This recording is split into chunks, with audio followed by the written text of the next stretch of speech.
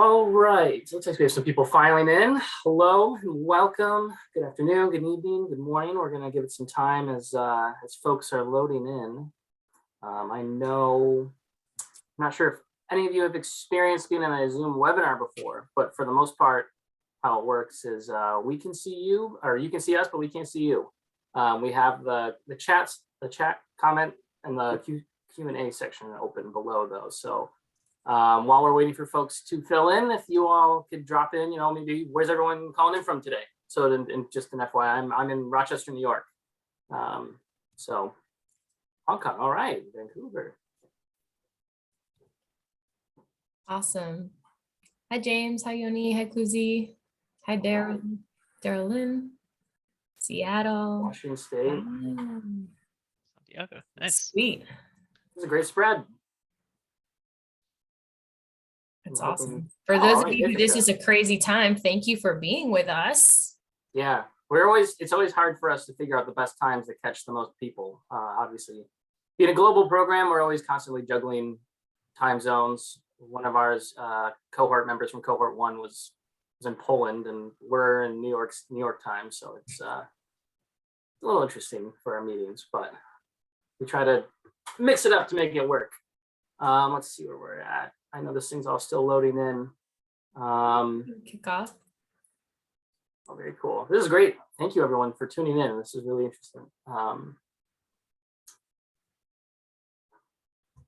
Melbourne. All right, that might be the furthest one. So, actually, Hong Kong. Those two are pretty.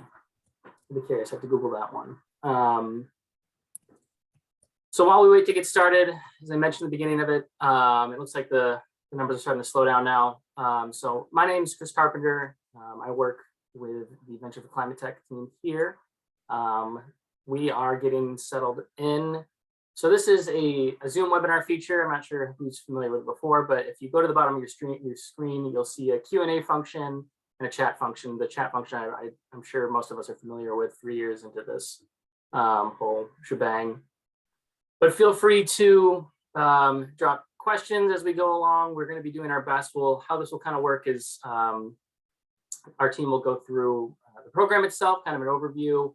And as we get through the Q&A, we'll do the Q&As towards the end. If there's anything that's a little more nuanced that you would like to, that it would be easier to say rather than type out a whole book for us to read, you can do like the whole raise your hand feature. And that shows me that you want to speak and I can bring you up to talk. Sometimes it's a little easier for those one-off questions that are a little more nuanced. Well, again, so we are recording this session. I think some of you asked me that earlier. We are recording this session, and we'll be sharing out these slides after this is all said and done. It might be like a day or two, just depends on how quick the files upload and whatnot. Today we'll be hearing from our managing director, Jacqueline Ros Amable. She'll talk about the nuts and bolts of the program, kind of more about the Venture Studio and Accelerator program. Jackie currently serves as the managing director. Previously, she was a CEO and founder of Revelar, a company that built tiny devices to keep loved ones safe. And in a prior role at Techstars, she helped cover the Americas and helped elevate entrepreneurs and ecosystem builders from Canada all the way to Argentina. So without further ado, I will pass it to Jackie. Hi there. Thank you so much. Next slide, please. So thank you so much for joining us today to get to know our program. Wanted to do a quick intro, sort of the rest of the team. We have Devin here. Chris has been introducing himself. Devin, I call him my keeper of all historical knowledge, has been doing this for 6-7 years, Devin. Chris comes to us from the Hill. Shantae, who's not with us tonight, is our Director of Climate Investments and Partnerships. So she helps us manage our broad investor and partner network to help get our founders connected to as many people as possible. I mean, not featured, but just joined the team, but is on this webinar is Scott Myers, our new program manager. He's joining us from Dandelion, a geothermal home company. And so really excited to have him as well. So he just joined this week, but soon we will update his face on this slide. Next slide, please. So what I'm going to do is give a quick overview of the program, try to answer as many of your questions as possible, and then we're going to open it up for Q&A. But at a high level, we're looking to impact high impact founders and innovations. We take a 3-phase approach, which I'll dig into. We recruit globally, but with a New York State lens. So we get this question a lot. No, you do not have to be based in New York. You do not have to commit to opening an office in New York. You just have to be able to say, hey, New York State is a market I'm interested in, which with our amazing climate tech policies are hopefully is part of the reason you're interested in this program. And you can get to understand the New York State ecosystem and how your product could enter that market. We really align ourselves with the Climate Leadership Community Protection Act in New York. And so that's where sort of our mission is oriented around. So we do look through that lens. You do not have to be incorporated. So if you're sort of, spinning your technology straight out of a lab or a university, or you're still looking for your co-founder, those things are not required. We are a hyper early stage program. We can help you with those components. And we do describe the program as part-time. So it's about 10 hours a week for the first 2 parts of the program, and then about 2 hours a week for the final phase of the program. So we really want to be able to support our founders for a long time, but make sure there's plenty of room for you all to get things done that you have to get done, or hold down that part-time gig you have to hold down. As a former founder who had to work on their business full-time and still have that part-time job to pay their bills, I wanted to make sure that this program made sense for you. We support, and some of our bigger areas of success of support are talent identification and recruiting, along with market intelligence. So while we do provide non-dilutive capital and we support with grant writers and things like that, on average, our teams grew 2 to 3x in size. So we really do help support sort of thinking through how to build rockstar teams that investors can get excited about, and that'll help you achieve your milestones. We provide up to 100K in non-dilutive funding. So we're going to talk about what that means and how we tranche that, saying that we know that we're able to provide non-dilutive funding, and it's where our funding is coming from. It's really important that we're able to, check the boxes of certain milestones hit before we cut those checks.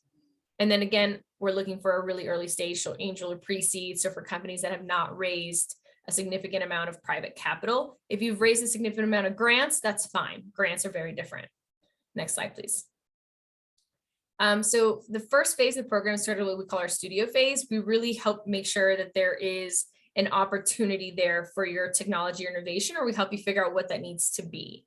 At this point, you would have gotten feedback from our selections committee and others, but we help you do market intelligence and customer discovery. We know many folks have been doing customer discovery, but we try to hone in on applying that towards the market intelligence lens. Phase 2. So this is where we say, so we started with 11 teams and ended with 8 at the end of the program. We had 9 teams make it into phase 2. We can take up to 10 teams. And there we provide the first grant of 25K of non-dilutive capital with 10K in reimbursement for select activities. So for example, if you have a legal expense or a prototyping expense, a clear business expense, that'd be great. The 25K, however, you can use however you'd like. So that's the first 35K tranche. You then do getting into phase 3. Phase 2 is also where we hone in on your messaging and talking to investors and things like that. To access that rest of that 65K follow-on funding, that requires a 2-to-1 investment match.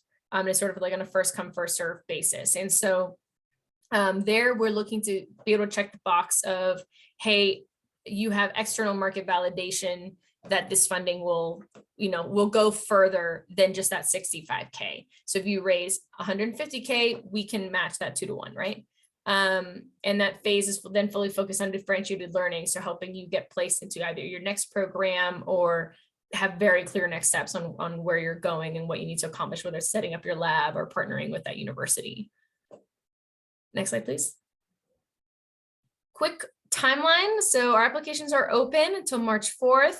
Please get your application in sooner than later. Everybody always waits to the last minute, which makes it so hard for us to give your, we read every single application, but we'd love to read it with time and love and attention, and not sort of all be bombarded at the end. So if you have the ability to fill out that application sooner than later, please do. We then invite the top 30 companies to a mini version of our curriculum. which is the boot camp for climate tech. You'll hear from speakers from our board and other incredible climate investors, our funder, et cetera. So it's a really interactive week with about our top 30 candidates. We then invite the top 20 to present for 5 minutes to our board members and a few other folks. That is our selections. We take the top 20 teams to that process, and then roughly the top 10 to 11 will get invited to our cohort, and the cohort kicks off May 9th. Next slide, please. So what does an average week look like? Like, what are we doing with you with those that time, right? So we have a weekly stand-up where as the whole cohort, you share out wins, fails, asks, things like that to really be able to leverage your peer network and set goals for the week. We have amazing speakers on a wide variety of topics, everything from the Pollution Prevention Institute that would help you navigate your GHG impact to VCs talking about how to present your financial narrative. So most of the curriculum is hearing from these incredible folks. We also record it. So for whatever reason you can't make it, you just let us know. And usually we have some sort of small assignment that helps you build up to your deck and materials that you need to put together for funding. So we try to connect it to that process. And then you do one-on-ones with us where you get that hands-on coaching specific to your needs, right? We know every company is different. Every founding team is different. Next slide, please. What are we looking for? It's New York State, so technologies that make sense, right? So buildings, tech, transportation, energy storage, smart grid, anything that can help positively impact frontline communities. We accept hardware, software, business model innovations. And this year we're also looking for like insurance, climate fintech solutions. And so as long as you think that you can have a massive impact on that can help support New York State's goals on reaching their GHG impact, that's what we're looking for, right? So really hone in on that New York State lens if you can. Next slide, please. Ideally, right, substantial reduction in greenhouse gas emissions, being non-dilutive, our capital, we're really looking to help de-risk some really impactful tech, be coachable. I know feedback, it always feels really tough, but it's important to be able to take it like a champ. And of course, a commitment to supporting or benefiting New York's communities and larger climate tech ecosystem. Next slide, please. So really exciting. Our founders have accomplished a lot to date, right? So we've helped them raise quite a bit of non-dilutive funding from grants. We help with supporting with grant writing, grant reviews, writing recommendation letters. They've received about $4 million in private investment with some more committed. So we do help make those introductions to different angel groups and pre-seed VCs. We had a founder close their first pilot and got acceptance to Breakthrough Energy Fellowship. We help our founders license IP from folks like NREL and other national labs so we can help you negotiate these contracts. And then, of course, working with our community to help make some of these corporate introductions. Next slide, please. And that was just from our last cohort. Keys to strong application. Please be specific. Hone in on how this can be applied to New York State. If you have competitors, share them. Competition validates your market, right? Investors see everything under the sun. So if you tell us you're the only one, chances are we've seen at least one other. So be careful with that language. And then be yourself, right? Everybody has a unique journey and path and how they became a founder. So we really want to get to know you. All right. So let me check what's going on in the chat. Let's look at the Q&A. Yeah, we can start the first question. I can just read them off to you, whatever you want to do, Jack. Yeah, please go ahead and read them and we'll take it from there.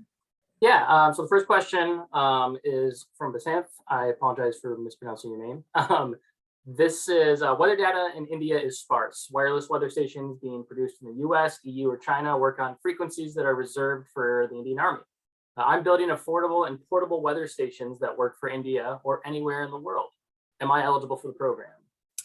I think as long as you can make the case of, because a lot of technology has a global application. You can say, hey, like I'm going to market in India, but here's how this could be applied in New York State in the future. So as long as you can make that case, I would consider applying. You don't have to like say, hey, my first launch is New York State, right? You have to launch where it makes sense for your business. That's why as an early stage program, we don't have those requirements that you be New York State lens, but it's important to be able to show like, hey, this is how New York State could apply it in the future. So maybe it's like, hey, these parts of New York State could benefit from this. Next question.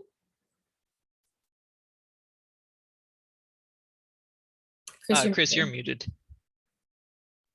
God, I think I'd figure this out. So how many teams or what percent are selected for each stage of the program? So we had about 600 applications and we accepted 11 companies. 2 had to down select for reasons that, that had to do specifically with their businesses. One was just not able to participate. The other one had an IP issue come up that made it impossible for them to move forward. And so forth. So like usually the down selection is like a mutual conversation of like, hey, this timing isn't working out for us. So we are able to keep all the companies all the way through. It's more of like if things come up, we're able to stage gate it so we can say, yes, this company has checked these boxes and can access this non-dilutive capital. One of the questions from the chat that we have is, do you have the same model as Techstars and take a % of shares as a fee? No, that's what we mean by non-dilutive. So we don't take any equity. It's in a grant format or reimbursement format, right? So that capital does not affect your cap table in any way. And kind of, I'll jump to this one because it's kind of similar to that from Noel. What is the fee structure and what is my out-of-pocket expense? No cost to you. We do not charge founders. Totally free program. So just to help explain this to folks, because it can definitely be confusing. We're funded by New York State's Energy Research and Development Authority, and we get money when you guys hit milestones. So we get paid when you guys succeed, and that's really how we fund the program. Thank you, Devin. That's a great point. We are aligned with your success. So we do not ask for any money or funding or equity from our founders. And then I saw the question, well, the bootcamp is virtual. The entire program is virtual as we want to be able to work with the best founders around the globe. And so, especially in these times with changing requirements, we are just choosing to keep this program virtual. But of course, if you come to New York State, we are more than happy to help set up meetings and tours. However, the purpose of the program is virtual. The next question I see is from John Costa. Are there any, and you kind of mentioned this a little bit and maybe dive a little deeper in, are there any restrictions for how the funding can be used? That 25K grant and the 65K 2-to-1 matching, no. Once you get that grant, you can use it however you want. That 10K that is reimbursements, you do have to provide a receipt and have that sort of pre-approved. So it has to be tied to a business expense. So I think an example we gave is like, we had a founder who used it to pay off a legal expense, totally, that's fine. Or prototyping expense, that's fine. Another founder wanted it to use it towards like a team retreat, but that would be too complicated. So there'd be too many receipts. So we couldn't reimburse that, but that's only applies to that 10K. The rest you can use towards your business however you see fit. And the reason we structured it that way is we know a lot of grants tend to have restrictions on how you can use them. So as much as possible, we tried to unrestrict that funding so that you can use it towards the milestones that make the most sense to you. Of course, we're happy to advise on how to use that. Oh, okay. Oh, EvTech. Okay. They're not, okay, let's see. You know what?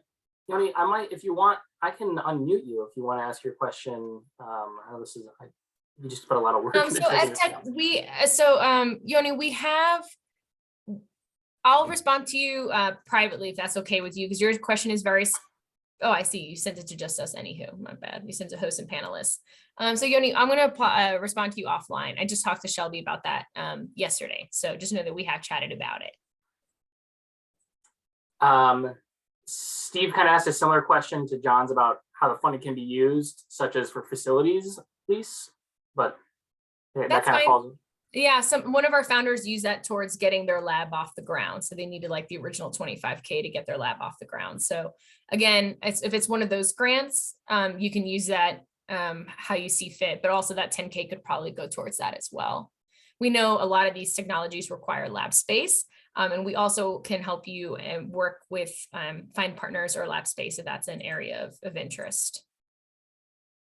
Next question is from Duncan. Are we interested in carbon offsetting startups that aim to serve corporates, publics, and private bodies? If you can make a very, very strong case, there we and differentiate yourself from the other carbon offset companies. Last year we had quite a few apply. And so I think if you can make the really strong case as to why New York State and why your model, yes. So I think, you know, a lot of people did not make a very clear case for us. So again, as specific as you can get. Next one's from Derek. Please talk more about the threshold for being no longer early stage and about the network you engage in the program. So early stage, what I say is like, you know, sort of like our threshold is you've raised, you know, close to $1 million in private capital from investors, then we're probably not the right program for you, right? Like we really seek to work with the earliest stage founders who have yet to raise any kind of significant private capital. Devin, did you want to add to that? Yeah, I can add a little. So that's in terms of like investment raised, which is a proxy for actual like product development and all of that. But like if you're TRL 7, 8, 9, you're probably not a fit for us. If you have substantial paid pilots with customers, you're probably not a fit. But like an early pilot or something like that certainly isn't disqualifying. And the network we engage in the program, that's a great question. We have sort of different buckets, right? So we have our mentors who are, you know, like one of my favorite examples is Laura, who is the GM of Lyft, all the way to NYSERDA EIRs, which can actually do paid projects with our founders. So that's an incredible network that we engage. Our board, if you haven't checked out forclimatetech.org, go to Venture and our team. You can see our incredible board members that include everybody from Buoyant to Clean Energy Ventures, the head of sustainable innovation for IKEA. So like we have a broad global network of experts who can help and support. And we really try to help and make sure that we hone in on people that are particular to your business. Let me make sure. Yep. So this one's from Brian. We have services-based offering providing UX design for climate outcomes and would benefit greatly from your network to build connections. Would it make sense for us to apply for this program for that business, or should we focus more on technology products? We have other ventures in development. I would focus on the technology product. And John was asking for the timeline again. So let me actually, I can share that. And I think we have probably a timeline on the website as well, in case you want to be able to bookmark that and reference it. But you got until March 4th, but the sooner you apply, the more commonly we can review your application. Yes, John, we do send the slides out afterwards too. So I will send that now just to save you all some pain of watching me figure this out again. The next one's from Daniel. Is there a requirement for a specific amount of greenhouse gas abatement? For example, Breakthrough Energy Fellowship's requirement of 500 megatons of CO2 removed by 2050. No. And the reason for that is because we also accept innovative business models that can help expedite that transition, right? So and some of those are just really hard to measure. So while we do help you make that case within the program, and as much as you can make that case as possible, we are going to be looking for the largest impact, but we take lots of things into consideration, right? So an example I give of a business model innovation that I'm kind of personally obsessed with is NIA out of China. They do EV battery lending that helps drop the cost of EV for the consumer by like 50% so that more people can buy that. Is that a direct GHG impact? No, it's an indirect impact, but it's a very innovative business model that will help the EV, car market expand, right? So if you have something like that, that's still very much of interest to us. Insurance tech, prop tech, like things that are going to be, new business model. We know that new models are going to be created and we're interested in supporting those as well. So we are looking for great impact, but we understand that some impact is direct and some is indirect, as long as you can be as specific as possible as to what you think that impact is. This next question, I'm jumping to the comments too for some questions that come in both. Martin asked, if the founders of the company live in New York State, will there be opportunities to meet the Scout for ClimateTech team? Yeah, I mean, there's definitely, so I work with both the Scale and the Venture team, but there's always, it's hard for us to decide if we can do in-person events because of just how uncertain everything generally is, but we're trying to do, we do it usually during the summer months when things seem to be a little safer. There's usually some kind of in-person events with NextCore. I don't know where in New York State you are, but we have partnerships with Red and Ithaca. So there's always some kind of in-person stuff, I think, that happens over the summer. And Jackie, we're in a dream where we do more in-person stuff with Venture. I know. The next, do you support, oh, sorry. The next, is there a question you see, Jackie, or I can do? No, Alex you were at it. Go ahead. Do you support preventative climate solutions? Yes. So I saw you're specifically in our case. Yes. So again, as specific as you can get to your use case and what you're expecting, that'd be great. One of our companies actually focused on brine waste recycling in our last cohort. So very cool. How about CDR technologies? I think that might have been one of them too. Yes, that is also applicable to us. And then jumping back Sorry, to Carolyn. I thought for some reason I read Devin, so I thought Devin wrote that for some reason. Oh, I was like, oh, you're right. That is a question. jumping back to Steve's in the Q&A is, how about early pilot stage, but large initial capital need, i.e. 20 million US plus for next step to commercialization? Yep. Not afraid of expensive tech or heavy CapEx. One of our last startups is what I call our literal moonshot, and they're crushing it. They're building like hypersonic, carbon negative flights. Rockets. Well, we're trying to not call them rockets. We're figuring out that. I can get you anywhere in the world in 2 hours. So not afraid of expensive, as long as it has that impact, right? Okay, I see John Bartle's questions. I have a line of innovations. If you're in a pre-seed situation, you're in the right stage for us. We would need to get to see a lot more. Thank you there. But we'll definitely take a look at that link.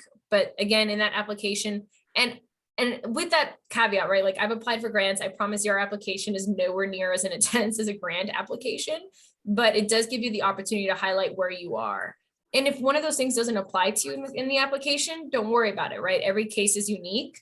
Just as much information as you can give us so that we can differentiate and better understand. And if we have follow-up questions, again, the sooner you give it to us, the sooner we can ask follow-up questions. The next question I see from Scott is, what's the relationship between NextCore and For ClimateTech? So NextCore and Second Muse, we are two different organizations, but we are co-creators and partners, supported by NYSERDA, to build these programs. So the For ClimateTech umbrella captures our program, Venture for ClimateTech, which is for hyper early stage, getting those initial business milestones off the ground, and so supporting with getting the prototyping off the ground. And then Scale for ClimateTech is from pilot prototypes to mass production. So again, I was a hardware founder myself. So going from, if you've ever made that leap of prototyping to then all of a sudden like a full-blown manufacturing supply chain for mass commercialization is a massive leap. And so Scale specifically is for hardware companies making that transition. So their program is technically focused with like an MRL focus. Devin, did I catch that correctly? Because he also worked for both sides. Yep, that's correct. Got it. Next, another question from the Q&A is, what about the mining industry? Is it too far removed from New York State?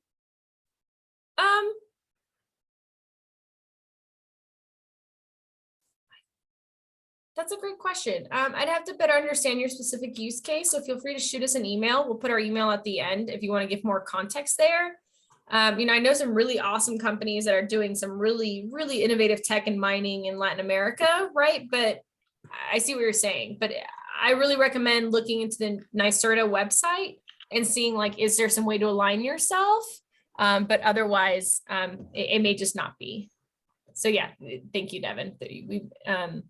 There is some mining in New York State, so it would just help us to understand the specifics. Next question is, at Carbon Bioenergy Inc., we develop a tech for carbon utilization and got some grant funding from the DOE in the state of Massachusetts. Is this tech of interest to you? And is there a limit on how much grant money is acquired before the program? No limit on how much grant money is acquired before the program. Congrats on accessing grant funding. I know how hard that is, so kudos. There is no limit on grant funding. That just has to do with private capital, and that tech is of interest to us.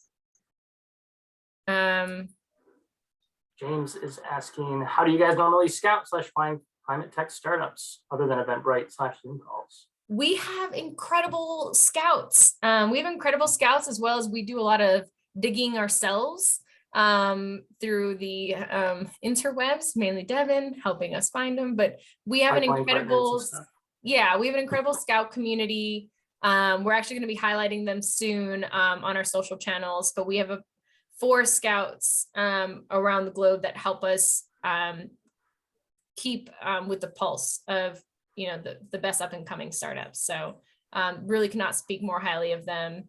They're wonderful to work with. I think there's a question. Oh, yeah, go for it. go ahead, Chris. I was going to ask Yoni's question is, does Venture help startups find follow-up funding with direct connections to potential investors? We do. We help you create your deck. We create a pitch book, a deal book, as well as we help you create videos. So we go through different steps and do one-on-one introductions to investors after phase 2, because we want to get you as ready as possible for those conversations. And often founders talk to investors too early. And that's when you'll hear from investors, I like what you're doing, keep in touch when you've made more traction. So we want to make sure that your data room is ready. You are ready for that diligence. You look as prepared as humanly possible, so you can put your best foot forward. We also coach on how to run a proper investor pipeline process. It is just that, it is a process. I'm not seeing any more questions off the top. And there it is. Do you have any examples of pilot programs that Venture has helped startups to begin? Sure. I'm assuming you mean like a pilot with a customer, but one of our companies got a pilot with Repsol from Spain, and we helped them navigate what that could look like. So really sort of when it comes to pilots, I find that it's are you at the right stage to be having those conversations? In the case of that company, they had a functioning prototype, so they were in a position to do a pilot. Our other company, Dynamic Air Cooling, was also in a position to do pilots. For our companies who are not in a position to do pilots, we focus our coaching on how are you going to build your prototypes to be pilot ready, right? It's one thing to have what I call your demonstration prototype, but you need to be able to build 2 to 5, depending on your technology, functioning pilot prototypes. And those are different than the prototypes that you would just get off the ground in order to show investors it's possible, right? So there's different stages of prototyping, and we support with that process, as well as introductions to manufacturers or supply chain experts to figure out how to pull those pieces together. And for some companies in our cohort, that actually meant identifying IP they could leverage from NREL or other labs or universities to move their innovation forward faster. So like one of our companies, half of their technology is proprietary, and half of that they're licensing from NREL in order to get to market faster. And so they're able to demonstrate pilots with the NREL technology because that has already been tested. I guess that's my way of saying it depends, and it's different for every company. Some perks. So we have a variety of different community perk partners. I am blanking on them. So like Carta helps with cap table management. We have legal services. So we work with the Stanford Pro Bono program to get so I think of our 11 companies, I'd say 9 of them were able to access Pro Bono legal and are getting all their legal services for free up until they raise a certain amount of capital.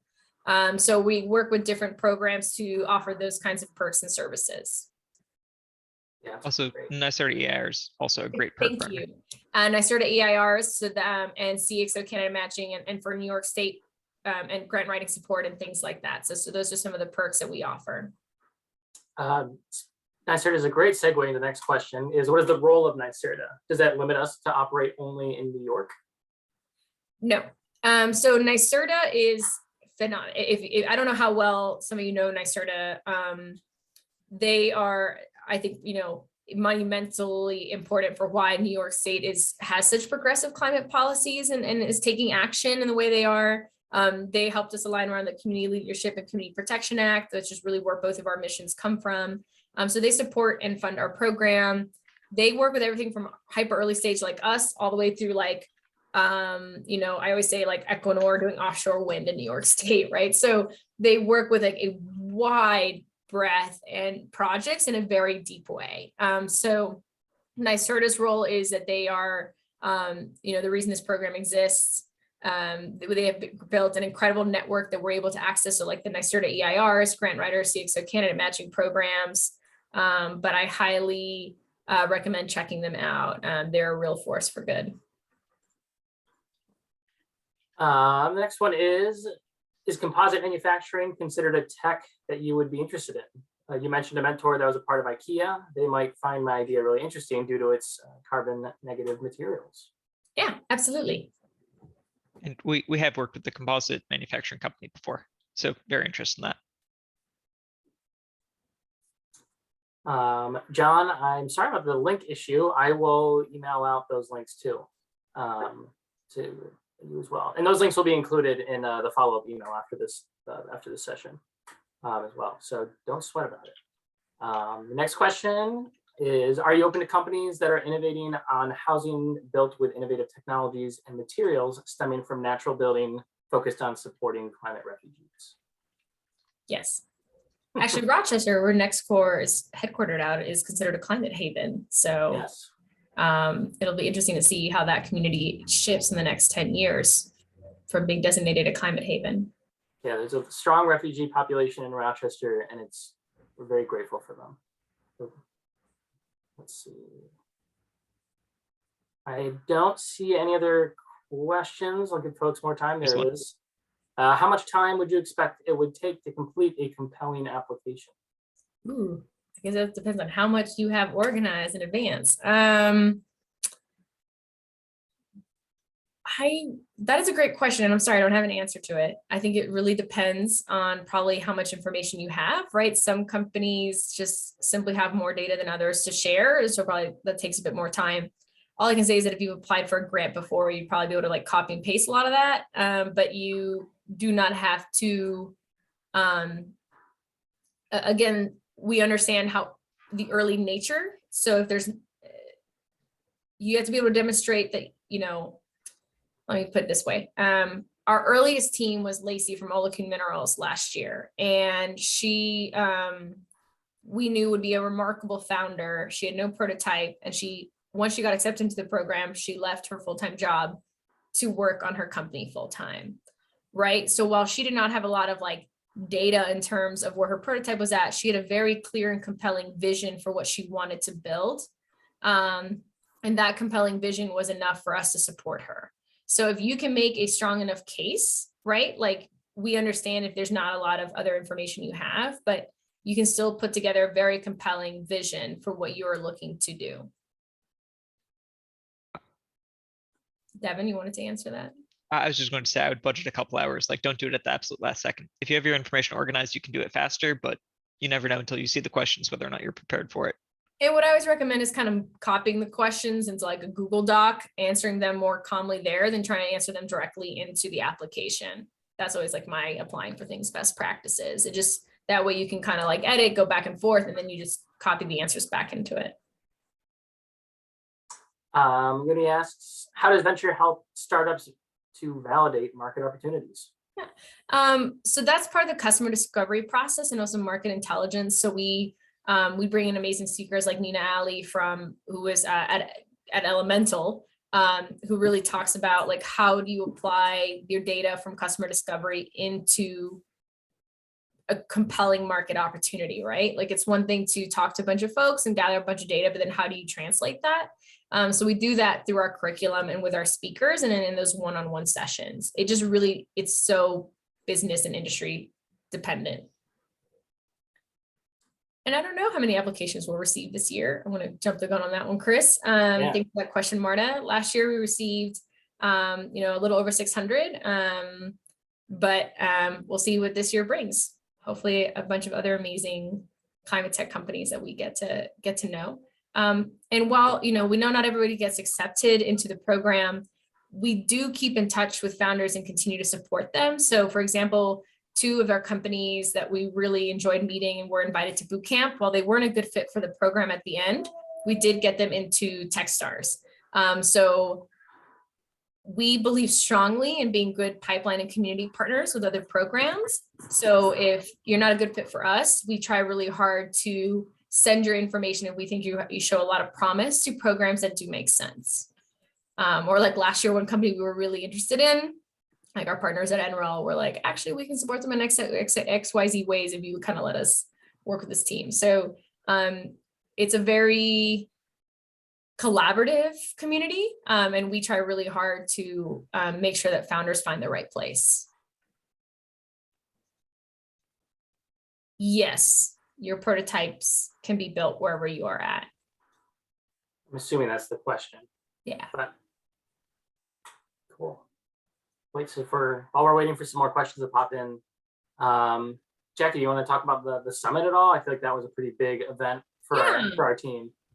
So 2/3 of the way into the program, and this sort of marks the end of like the intense portion of the program, and then we go into the more like 2 hours a week element. But we had a big summit with over 700 folks. Like Jigar Shah was a speaker, Brad Feld was a speaker, where our founders get to speak alongside industry experts. So I'm going to go back to Lacey as my example from Olefin Minerals. She was a water tech company, right?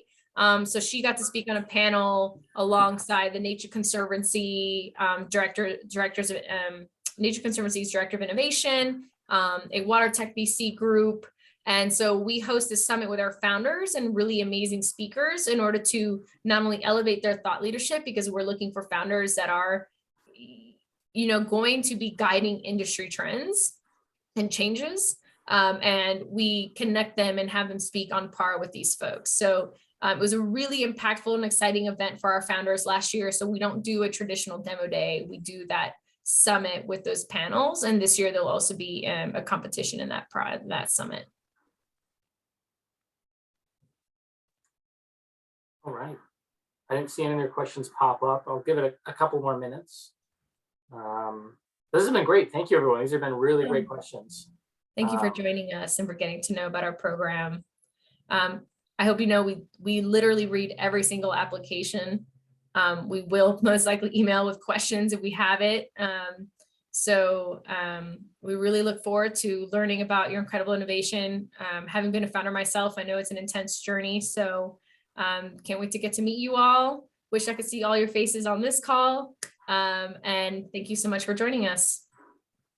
Yeah. All right. Thanks again, everybody. Yeah. All right. Take it easy, everybody. Bye. Thank you, everyone.